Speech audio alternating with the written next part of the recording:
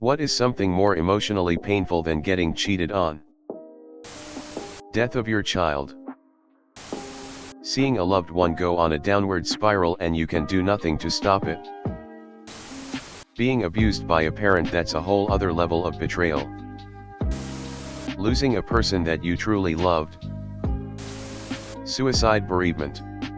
I lost my best friend in 2022. Found him. Every day is a struggle to not be in my grief. I'd take 100 heartbreaks, 100 nights of going to bed hungry, and 100 punches right to the face just to have him back. So my ex-wife of 22 years and I split because she felt she was gay and wanted to explore herself.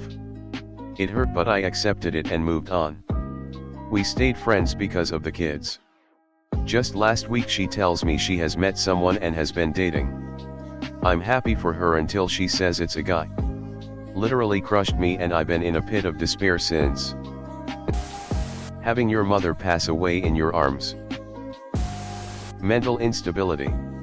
It's cruel because it's your own mind killing you, you can't run or hide, and it's long-winded. I couldn't say a single event has been more emotionally stressing than what's happening. As far as relationships go, being abandoned by your former partner is pretty damn painful. Watching someone you love, or care for deeply, walk away from you knowing there's nothing you can do to stop it from happening. Your 20-year-old child suiciding.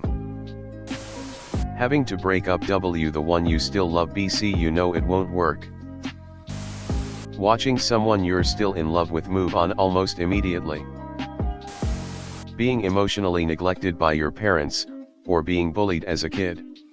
Anything painful that happens in those early developmental years, really. Watching your most precious person die a painful and scary death and knowing there's nothing you can do about it. Fuck cancer. Losing both of your parents less than 4 months apart. When someone steals your research, hands it in first, gets the high distinction, then everything you submit is plagiarizing that asshat. When the person stays with you but they secretly still yearn for that other person, even if no cheating occurs. Being with a toxic partner and forming a trauma bond so you're unable to leave them.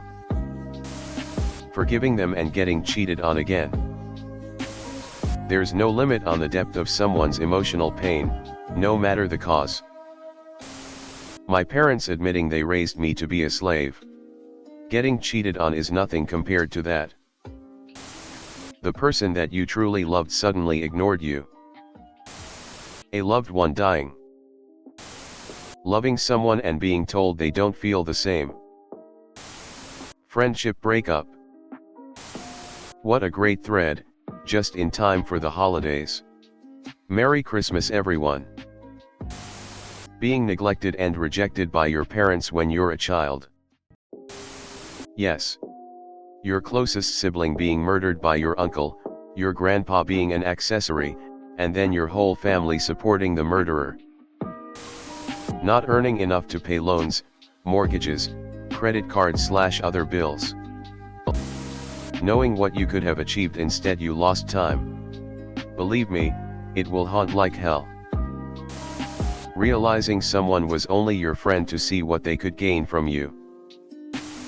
Hearing your mom tell you that you've been the greatest mistake of her life at age 5.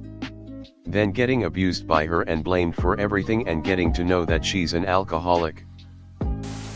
Dog going to heaven. Being raped by someone you love. Ask a victim of a narcissist.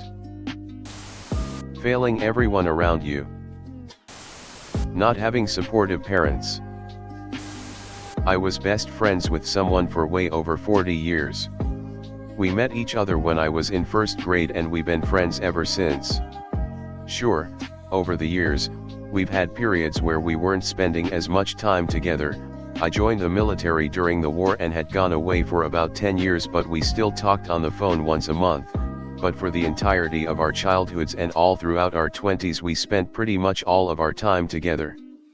And when we turned 18, we lived together on and off, in between living with girlfriends.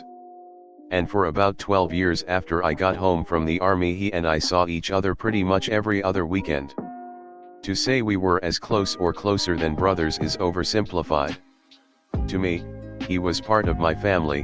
When I made life decisions I didn't just think about myself, my wife and my kids, but also how it might affect my buddy. He took his own life about 4 years ago and I'm never going to get over that.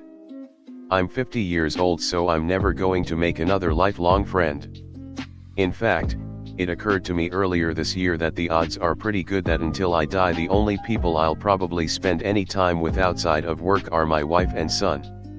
That's not really terrible, but it's sort of sad to realize I don't, and probably never will, have a real friend ever again. Between that revelation and the huge loss of someone so close to me, I would take being cheated on any day. Watching a child descend into drug addiction.